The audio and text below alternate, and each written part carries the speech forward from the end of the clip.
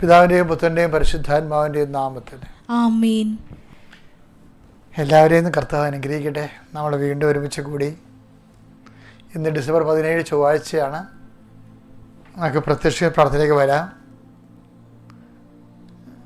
അമ്മേ പരിശുദ്ധമ്മേ, അമ്മേ പരിശുദ്ധമ്മേ, ദേവമാതാവേ, ദൈവമാതാവേ, അന്ന് അങ്ങ് കൃപാസനത്തിൽ പ്രത്യക്ഷപ്പെട്ട് വരാൻ പോകുന്ന മഹാദുരന്തത്തിൽ നിന്ന് രക്ഷപ്പെടാനും എല്ലാവർക്കും വേണ്ടി പ്രാർത്ഥിക്കുവാനും ആവശ്യപ്പെട്ടിട്ട് 20 വർഷം തികയുന്ന ഈ വേളയിൽ കൃപാസനത്തിലൂടെ ഞങ്ങൾക്കും ഈ ദേശത്തിനും അങ്ങ് മധ്യസ്ഥം തേടി തന്ന എല്ലാ അനുഗ്രഹങ്ങൾക്കും കൃപകൾക്കും ഞങ്ങൾ ഹൃദയം നിറഞ്ഞ നന്ദി പറയുന്നു.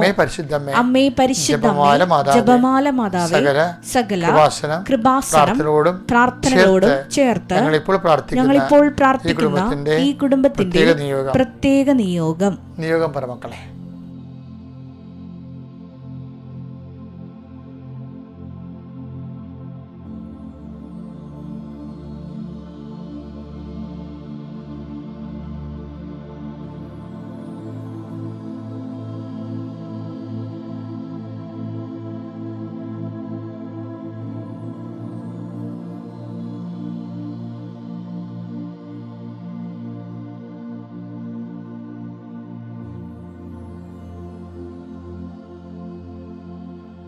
അമ്മയുടെ പ്രത്യക്ഷീകരണത്തിന്റെ ഈ ദ്വാദശക വേളയിൽ ഞങ്ങൾക്ക് സാധിച്ചു തരുവാൻ കനിയണമേ. വിശ്വാസ പ്രമാണം. സർവശക്തനായ പിതാവും ആകാശത്തിന്റെയും ഭൂമിയുടെയും സൃഷ്ടാവുമായ ദൈവത്തിൽ ഞാൻ വിശ്വസിക്കുന്നു. അവിടുത്തെ ഏകപുത്രനും ഞങ്ങളുടെ കർത്താവുമായ ഈശോമിശിഹായിലും ഞാൻ വിശ്വസിക്കുന്നു. ഈ പുത്രൻ പരിശുദ്ധാത്മാവിനാൽ ഗർഭസ്ഥനായി കന്യകാമറിയത്തിൽ നിന്ന് പിറന്ന് പൊന്തിയോസ് പീലാത്തോസിന്റെ കാലത്ത് പീഡകൾ സഹിച്ച് കുരിശിൽ തറയ്ക്കപ്പെട്ട് മരിച്ച് അടക്കപ്പെട്ട് പാതാളങ്ങളിൽ ഇറങ്ങി മരിച്ചവരുടെ ഇടയിൽ നിന്ന് 3-ാം നാൾ ഉയർത്ത് സ്വർഗത്തിലേക്ക് എഴുന്നള്ളി സർവശക്തിയുള്ള പിതാവായ ദൈവത്തിന്റെ വലതുഭാഗത്തിരിക്കുന്നു. അവിടെ നിന്ന് ജീവിക്കുന്നവരെയും മരിച്ചവരെയും വിധിക്കുവാൻ വരുമെന്നും ഞാൻ വിശ്വസിക്കുന്നു. പരിശുദ്ധാത്മാവിലും ഞാൻ വിശ്വസിക്കുന്നു. വിശുദ്ധ കത്തോലിക്കാ സഭയിലും പുണ്യവാന്മാരുടെ ഐക്യത്തിലും പാപങ്ങളുടെ മോചനത്തിലും ശരീരത്തിന്റെ ഉയർപ്പിലും നിത്യമായ ജീവിതത്തിലും ഞാൻ വിശ്വസിക്കുന്നു. ആമേൻ. സ്വർഗ്ഗസ്ഥനായ ഞങ്ങളുടെ പിതാവേ, അങ്ങയുടെ നാമം പൂജിതമാകണമേ. അങ്ങയുടെ രാജ്യം വരണമേ. അങ്ങയുടെ തിരുമനസ് സ്വർഗത്തിലെ പോലെ ഭൂമിയിലും ആകണമേ. അന്നു വേണ്ടുന്ന ആഹാരം ഇന്ന് ഞങ്ങൾക്ക് തരണമേ. ഞങ്ങളോട് തെറ്റ് ചെയ്യുന്നവരോട് ഞങ്ങൾ ക്ഷമിക്കുന്നത് പോലെ ഞങ്ങളുടെ തെറ്റുകൾ ഞങ്ങളോടും ക്ഷമിക്കണമേ. ഞങ്ങളെ പ്രലോഭനത്തിൽ ഉൾപ്പെടുത്തരുതേ, തിന്മയിൽ ഞങ്ങൾ രക്ഷിക്കണമേ. ആമേൻ. കർത്താവ് അങ്ങയുടെ കൂടെ സ്ത്രീകളിൽ അങ്ങ് അനുഗ്രഹിക്കപ്പെട്ടവളാകുന്നു. അങ്ങയുടെ ഉദരത്തിൻ ഫലമായി ഈശോ അനുഗ്രഹിക്കപ്പെട്ടവനാകുന്നു. പരിശുദ്ധ മറിയമേ, തമ്പുരാന്റെ അമ്മേ, പാപികളായ ഞങ്ങൾക്ക് വേണ്ടി ഇപ്പോഴും ഞങ്ങളുടെ മരണസമയത്തും തമ്പുരാനോട് അപേക്ഷിക്കണമേ. ആമേൻ. മക്കളെ, നമ്മൾ ഇന്നത്തെ ദിവസത്തെ അതിൻ്റെ എല്ലാ സന്തോഷത്തോടും ആശങ്കയോടും കൂടി കർത്താവിന്റെ തിരുസന്നിധിയിൽ പരിശുദ്ധ അമ്മയുടെ മാധ്യസ്ഥത്തിൽ ഏൽപ്പിക്കുക. നല്ല നല്ല ദിവസങ്ങളാണ് വരണത്. അത് സന്തോഷമാണ്, അത് സംബന്ധിച്ച ആശങ്കയാണ്. ചിലർ ആശങ്കപ്പെടുന്നത് പിന്നെ അതിൻ്റെ പേരിൽ വെള്ളം അടിച്ച് ബഹളം ഉണ്ടാക്കുക, വീട്ടിൽ ബന്ധുക്കൾ വന്ന് പിരിഞ്ഞു പോകുമ്പോൾ വഴക്കാട്ട് തീരുക. ചിലർ ആശങ്കപ്പെടുന്നത്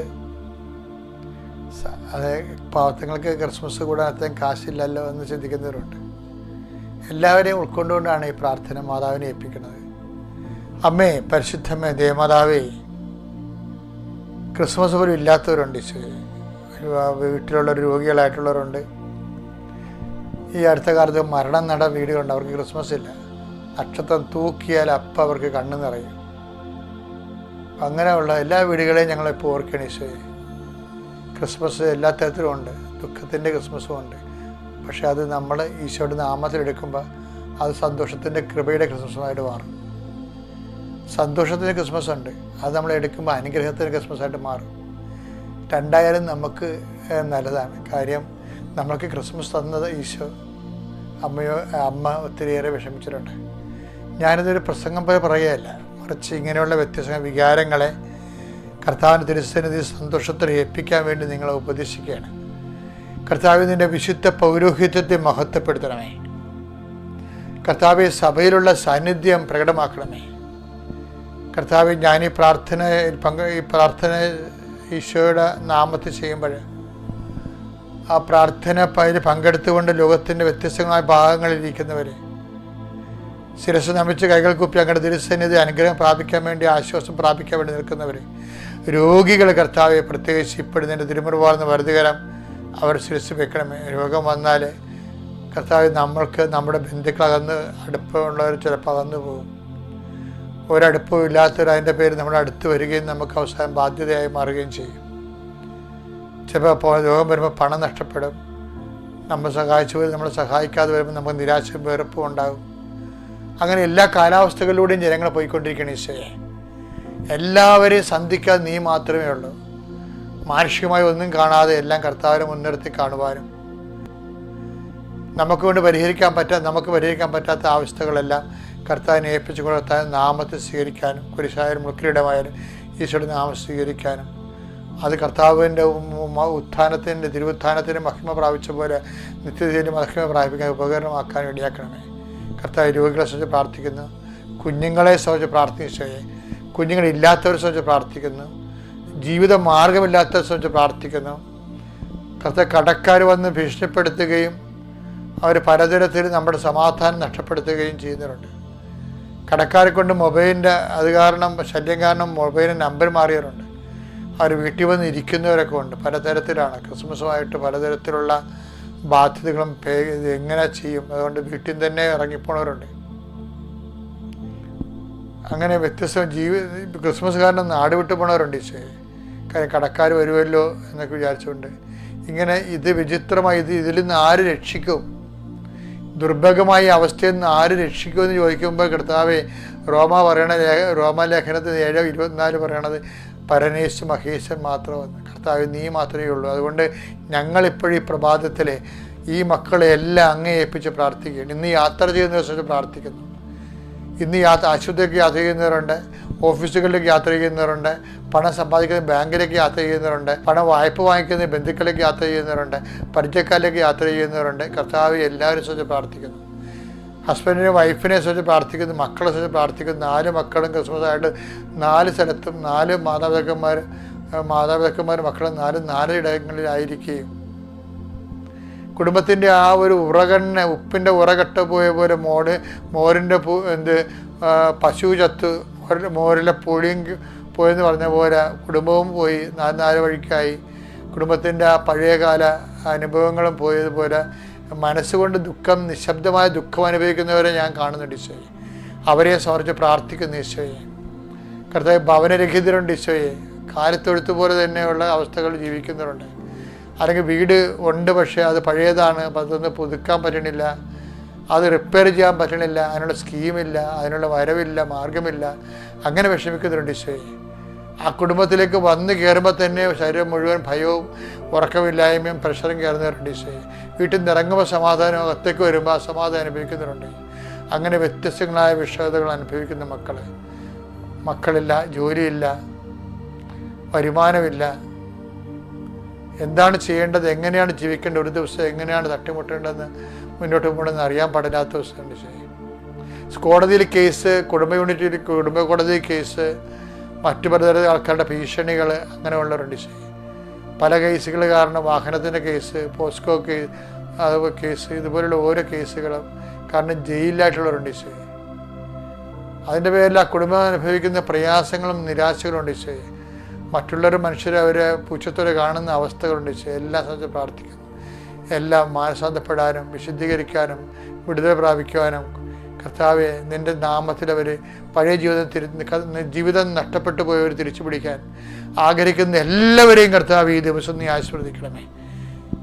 എൻ്റെ കർത്താവിൻ്റെ ഉന്നതമായ നാമത്തിൽ, സഭയുടെ അധികാരത്തിൽ, കുരിശിൻ്റെ അടയാളത്തിൽ എന്നെ കേൾക്കുന്ന എല്ലാവരുടെ മേലും കർത്താവിൻ്റെ തിരുമുറിവാർന്ന വലതുകരം, അണിപ്രധാർന്ന അത്ഭുതകരം, അടിപ്പിണ പോലെ വൈദാഖാവ ദൈവികമായ ശക്തി നിങ്ങൾക്ക് ആവശ്യിക്കുകയും നിങ്ങൾ രോഗവിമുക്തരാകുകയും ചെയ്യട്ടെ. നിങ്ങളുടെ ഹൃദയത്തിൻ്റെ ഭാരം മാറുന്നവരായി മാറട്ടെ. നിത്യം പിതാമ്പുത്രൻ പരിശുദ്ധാത്മാ സർവ്വസ്വരെ നീക്കുവാമേ. പ്രിയപ്പെട്ടവർ, ഇന്ന് നമ്മൾ ഈ പ്രാർത്ഥന നമ്മൾ ദൈവം എത്ര വലിയവനാണെങ്കിലും എന്തുമാത്രം പവർഫുൾ ആണെങ്കിലും ദൈവത്തെ പ്രാപിക്കാനുള്ള ഏക വഴി പ്രാർത്ഥന തന്നെയാണ്. അതുകൊണ്ട് യേശുവിൻ്റെ കാലത്ത് പ്രാർത്ഥന പഠിപ്പിച്ചു തരണമെന്നൊക്കെ പറയാൻ കാരണം അതാണ്.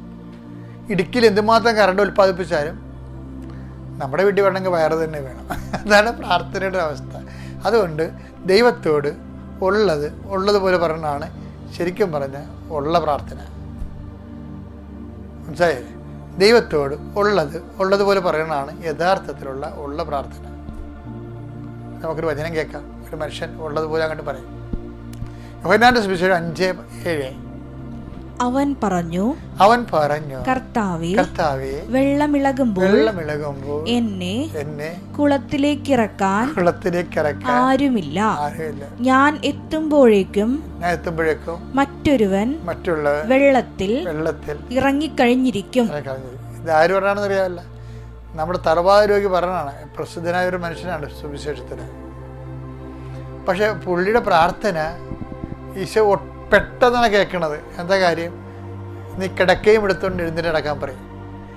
അതിൻ്റെ പ്രധാനപ്പെട്ട കാരണമുണ്ടല്ല, അവൻ്റെ വിശ്വാസം മാത്രമല്ല, അവൻ്റെ അഹങ്കാരം ഇല്ലായ്മയാണ്. എന്ന് വെച്ചാൽ എല്ലാവരും പറയണത് നമുക്ക് ആരോ ഉണ്ടെന്നാണ് പറയണത്. ആരും ഉണ്ടാകത്തില്ലേ, എന്നാലും എനിക്ക് ആൾക്കാരൊക്കെ ഉണ്ടെന്നേ പറയത്തുള്ളൂ. നമ്മൾ സാധാരണ ആൾക്കാർ ആരും ഉണ്ടാകത്തില്ല, ഒരു പൂച്ചക്കളി ഉണ്ടാകത്തില്ല എന്തെങ്കിലും വന്നു കഴിഞ്ഞാൽ. എന്നാലും നമ്മൾ പറയും ഞാൻ കുടുംബക്കാരനാണ്, എനിക്ക് ആളുണ്ട്, ഞാൻ പാർട്ടിയിലുള്ളവരുണ്ട്, അവരുണ്ട്, ഇവരുണ്ടെന്നൊക്കെ പറയും. പക്ഷേ സത്യം പറഞ്ഞാൽ നമ്മുടെ തകർച്ചയുടെ ലക്ഷ്യം, സുവിശേഷ ലക്ഷ്യം എന്താണ്? നമുക്ക് ആരുമില്ല നമ്മൾ ബോധ്യപ്പെടുത്തുകയാണ്. എന്ന് വെച്ചാൽ അതിൻ്റെ അർത്ഥം എന്താണ്? ദൈവം ഉണ്ടെന്ന് നമ്മളെ ബോധ്യപ്പെടുത്താൻ ദൈവം ശ്രദ്ധിക്കാനാണ്. പക്ഷെ ഒരു കാര്യമുണ്ട്, നമ്മളിത് ഉള്ളതുപോലെ ദൈവത്തോട് തുറന്ന് പറയണം. അതാണ് വിഷയം. എന്താണ് വെള്ളമിളകും എന്ത്? ഇയാൾ പറഞ്ഞ രണ്ട് കാര്യങ്ങളുണ്ട്. ഒന്ന്, എനിക്ക് ആരുമില്ലെന്ന് തന്നെ ഉള്ള കാര്യമുള്ളത് പറയുന്നുണ്ട്. രണ്ടാമത് എന്താ പറയണത്? നമ്മുടെ പ്രശ്നങ്ങൾ തന്നെ പലരും ഉള്ളത് തന്നെയാണ്. പണമുണ്ട്, സ്വാധീനമുണ്ട്, ആരോഗ്യമുണ്ട്, സ്ഥിര നിക്ഷേപമുണ്ട്, നമ്മുടെ മക്കളൊക്കെ ഇന്ന സ്ഥലത്ത് സ്വാധീനമുണ്ട്. അതാണ് നമ്മുടെ പ്രശ്നം. എന്ന് വെച്ച് കഴിഞ്ഞാൽ അവസാനം വെച്ചാൽ ആർക്കും വരാൻ പറ്റാത്ത ഒരു സ്ഥലത്തേക്ക് നമ്മൾ പോകുന്ന സമയത്ത് ഇവരാർക്കും ഒന്നും ചെയ്യാൻ പറ്റത്തില്ല. അതുകൊണ്ട് ആദ്യമേ കയറി ദൈവമേ ഉള്ളെന്ന് ആദ്യമേ മനസ്സിനെ പഠിപ്പിച്ചാൽ ഓക്കെ ആയിരിക്കും സംഭവം. ഒരു സാക്ഷ്യം കഴിഞ്ഞ ദിവസം അങ്ങനെ കേട്ടിരുന്നു. അതിന് മഞ്ജുഷ അമലു എന്ന് പറഞ്ഞൊരു അവൾ 10 കൊല്ലം മക്കളില്ലാത്തപ്പോൾ അവളൊരു ദിവസം ആരോ പറഞ്ഞ് കേട്ടിട്ട് കൃപാസന്ധി വന്നു. അമ്മയെ ഒന്ന് കാണാമെന്ന് വിചാരിച്ചുകൊണ്ട് വന്നു. അപ്പം അമ്മയെ വന്ന് കണ്ടപ്പോൾ ഒക്കെ ഇഷ്ടപ്പെട്ടു. അപ്പം അമ്മയോട് ഇങ്ങനെ പറയും, അമ്മേ ഇത് കഴിഞ്ഞ കൊല്ലം ഡിസംബറിൽ സംഭവിച്ചതാണ്, ഇപ്പോഴാണ് ഒരു സാക്ഷ്യം പറയുക കഴിഞ്ഞ ദിവസം. അമ്മേ ഇത് ഡിസംബർ മാസമാണ്, നല്ല ഹോളി മന്താ, വിശുദ്ധ മാസമാണ്. എന്താ കാര്യം? അമ്മയ്ക്ക് ഉണ്ണീശനെ കിട്ടിയ മാസമാണിത്, എനിക്ക് ഒരു ഉണ്ണീശനെ തന്നെ. Prayer is over. അത്രയേ ഉള്ളൂ. ആ ആഴ്ചയിൽ അവൾ പ്രഗ്നൻ്റായി 10 കൊല്ലത്തിന് ശേഷം. ഇതാണ് സിമ്പിൾ പറയാം. അതായത് പ്രാർത്ഥന എന്ന് പറയുന്നത് ഉള്ള കാര്യം ഉള്ളതുപോലെ പറയണതാണ് ഉള്ള പ്രാർത്ഥന. Praise the Lord.